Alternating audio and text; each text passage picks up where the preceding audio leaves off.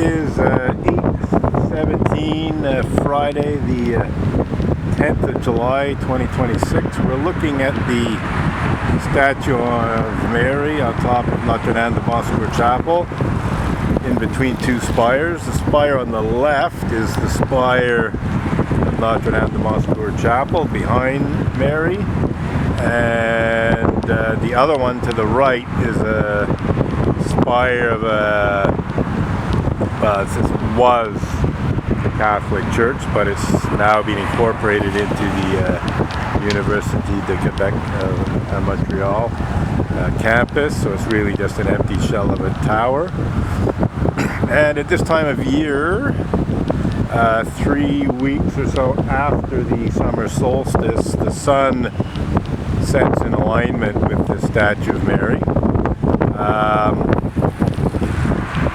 Earlier in the year, 3 weeks before the solstice or so, again it sets in alignment with Mary. So it sets in alignment on the way up after the winter solstice and on the way back after the summer solstice, 3 weeks before and after the summer solstice. So right now the sun is hidden behind the Chum Hospital, but it will be coming out, and it'll come into the frame in the upper left there soon, and we're just going to let it run down through the frame. As you can see, there's quite a bit of vibration from wind. I'm on the De la Concorde Bridge, which itself is not very stable and has a fair bit of vibration, especially when heavy vehicles pass behind me. If a bus goes by, it can shake it quite a lot. So we're just going to try and get relatively continuous video of the sunset till it's pretty much aligned with the statue of Mary. And then at that point I'll probably switch to still photos, take some stills, and then I may go back to video just to capture the trajectory, so we can see that it's getting brighter up there in the upper left. The sun should be coming out from behind the building any minute now, and we're just going to let this video run. It's not going to be terribly exciting, especially with the vibration, but it's really to get a good handle on the trajectory of the sun at this time of year. I mean, we'll basically have the same trajectory now as it did 3 weeks before the summer solstice, which this year was the 21st of June. There's some slight fluctuations in terms of our calendar. Yeah, so we can clearly see the sun now.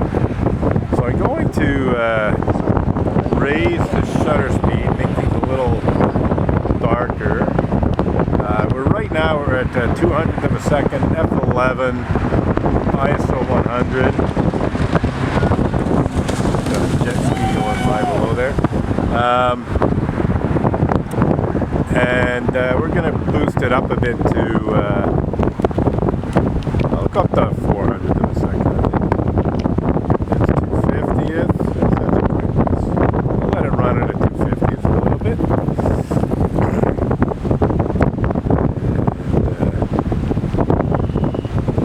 Boost it up to 320, I think.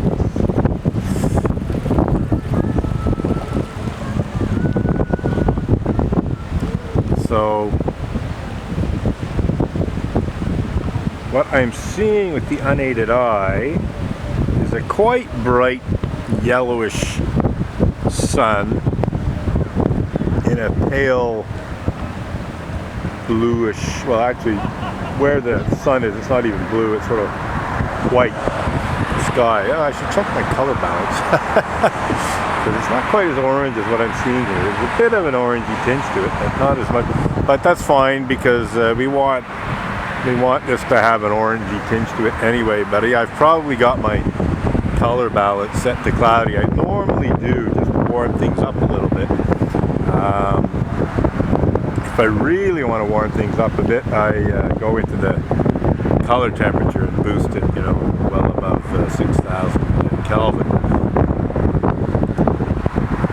But yeah, so yeah, see, the thing is how the sun is washed out. You don't really get to see the disk. So I think I might actually go quite a very high shutter speed and then come back down. I think that's what I'm going to do. So 320, 400, 500. It's getting darker, but the sun's still washed out. 800. Let's get to 640. 1250. Okay, there we see the disk of the sun. Seagull one right. That's not bad. So this is a 2000s at f11, but as you can see, the rest of the sky is getting quite dark. So unfortunately, we just don't have the dynamic range to be able to have detail in the sun and in a not so dark sky. But as it is, you know, like with the unaided eye, I'm not seeing any detail in the sun. I'm just seeing this bright yellow orb, and it is actually, you know, there's really no detail to be seen in it. So this actually is not bad at all. So as I said, we're just going to let the sun sink down and see what the trajectory is. As I said, today it's July 10th, and I think it's pretty much right on. I think the sun will sort of envelope, surround the Statue of Mary, or I could say that the Statue of Mary will partially eclipse the sun. Salut! Salut, bonsoir.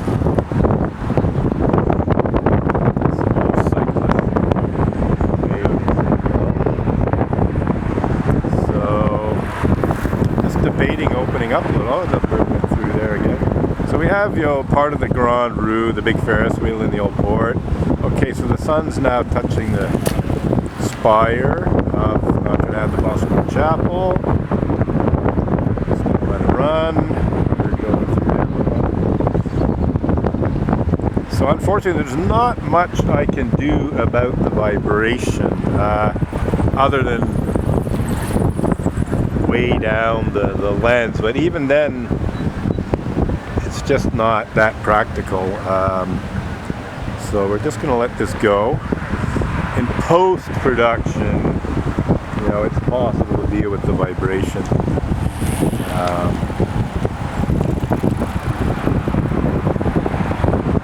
Now, one of the reasons I will probably almost certainly switch to stills once the sun pretty much aligns with Mary is to get some nice sharp photos. So I'm just going to let this go though. So yeah, that was a bus on the other side of the bridge.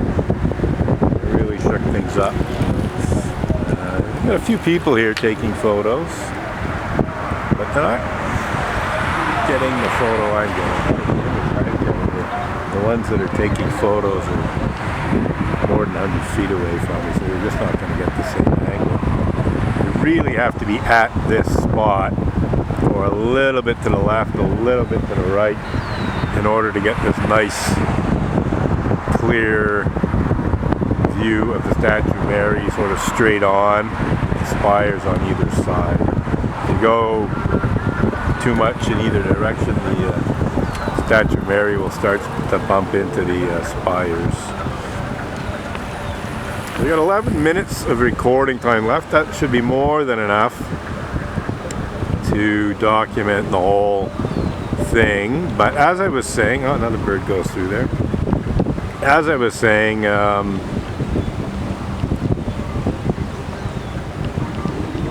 what was I going to say? Yeah, I got my thoughts distracted there. Yeah, whatever. I can't remember what I was going to say.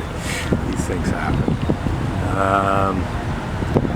So this is looking quite nice, actually. It's quite nice footage. Oh yeah, I was talking about the vibration issue and fixing it in post-production. So yeah, it's possible to deal with the vibration in post-production to smooth out the video. It's not something I do particularly. So the sun is still a little on the high side. I can come here tomorrow and even the day after, and have the sun more around Mary, lower in the frame. So I wasn't 100% sure what the best date was. I knew we were approaching it, but I thought it could be earlier, but we had cloudy weather, rainy weather yesterday. There's no way I was going to get a shot yesterday, but as it was on the early side anyway, as we can see. I can easily come back tomorrow, and yeah, you know what, I don't think I'm even going to bother with a still of this today, because I think I'm just going to let the video run. I prefer the sun somewhat lower, so I think I'm going to come back tomorrow. Hopefully the weather will cooperate. I have lots of still photos of very much this, so it won't hurt to skip tonight's still photos. Just, there's another bus. That was this side of it. Yeah, sure, yeah. That's beautiful. Yeah. Wow. Yeah. Do you have Instagram? Facebook. Facebook? I am on Instagram too, but I don't use it much.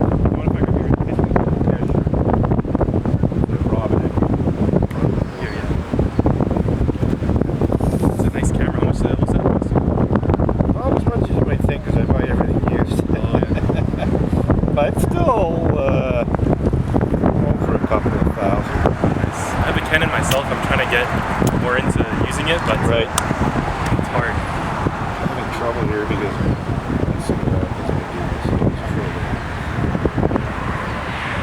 You grade all your photos yourself as well? I put an R and I can't get rid of it. It shouldn't be red. It should be red. Yeah. Right? That's correct. This one? Yeah, that's me there. Oh, that's funny. You know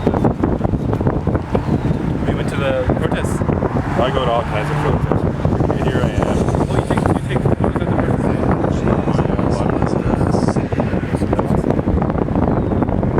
Nice to meet you.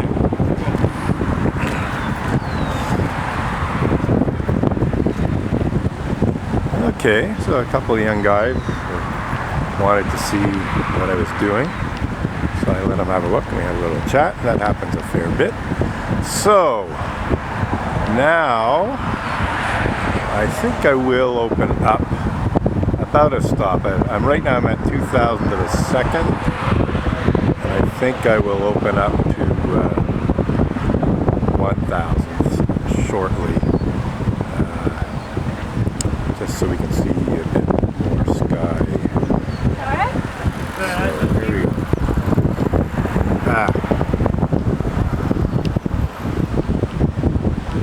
Okay, there we go. So I went to 1,000 in a second. We're just going to let it run through.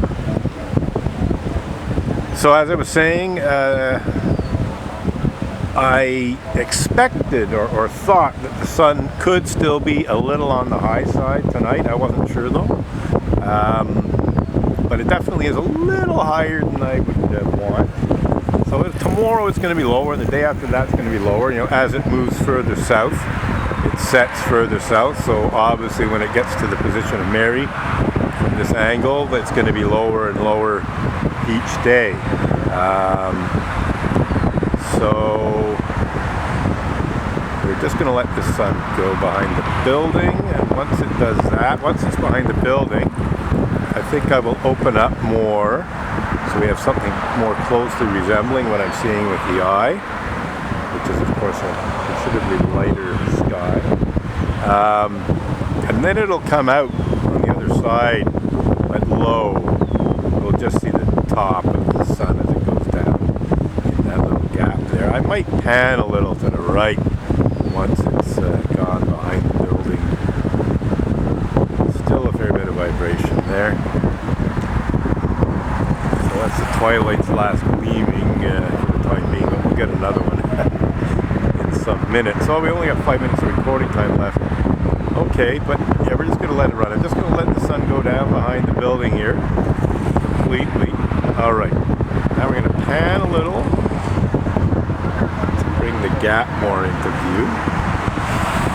And we're going to open up.